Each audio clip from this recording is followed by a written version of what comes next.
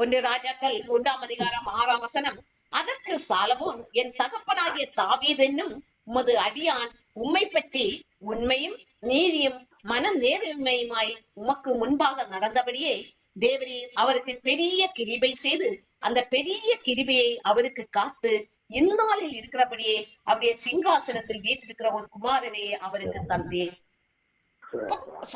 தாவீதுக்கு அந்த பெரிய கிருபை எதனால் வந்ததாம்?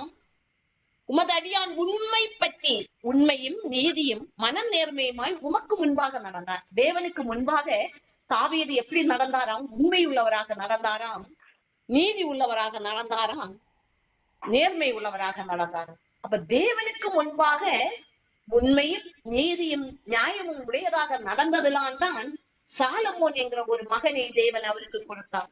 அந்த சாலமோன் இப்போது தாவீதின் சிங்காசனத்தில் அங்கே வீட்டிருக்கிறார். அதற்கு பின்பாக நாம பார்க்கும்போது இப்போதும் 7 இப்போதும் என் தேவனாகிய கர்த்தாவே தேவரே உமது அடியேனே என் தகப்பனாகிய தாவீதின் ஸ்தானத்திலே ராஜாவாக்கினீரே. நானோ வென்றால் போக்கும் வரத்தும் அறியாத சிறு பிள்ளையாய் இருக்கிறேன்.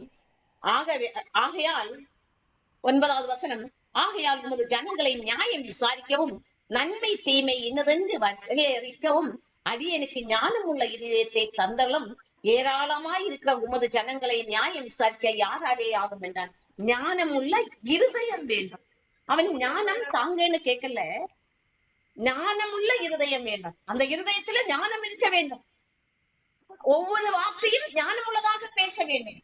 அப்ப இருதய பலகையில் உமது பிரமாணம் எனக்குள் இருக்க வேண்டும் என்று அவன் கேட்கிறான். அங்கேதான் பிரமாணத்தில் தான் நியாயம். ஆண்டவர் சொல்கிறார், ஞானத்தை சம்பாதி, புத்தியை சம்பாதி, நீதிமொழிகளில். அங்கே நியாய பிரமாணம் அவனுடைய அந்த வார்த்தை, இது உம்முடைய வார்த்தை என்னுடைய இருதயத்தில் இருக்க வேண்டும். நாம என்ன நினைப்போம்? ஆண்டவரே ஞானம் தாங்கன்னு கேட்கிறோம். ஆனா சாலமன் அதற்கு மேலாக ஒருபடி போகிறான். அந்த ஞானம் தாங்கன்னு கேட்கறதுக்கு என் இருதயத்திலேயே உமது ஞானம் ஆட்கொள்ள வேண்டும் என்று கேட்கிறதுக்கு வித்தியாசம் இருக்கிறது. நாம பொதுவா சாலமன் என்ன கேட்டார்னா ஞானத்தை கேட்டார்னு சொல்லுவோம். ஆனா அந்த வசனத்தை நாம பார்க்கும்போது, ஆழமாகி போய் பார்க்கும்போது, ஞானமுள்ள இருதயம் எனக்கு வேண்டும். அப்ப ஞானமுள்ள இருதயம் தான் வேணும். அந்த இருதயம் ஞானமுள்ளதாக இருந்தால் நான் என்ன செய்வேன்? நியாயம் சரியாக நியாயம் விசாரிப்பேன்.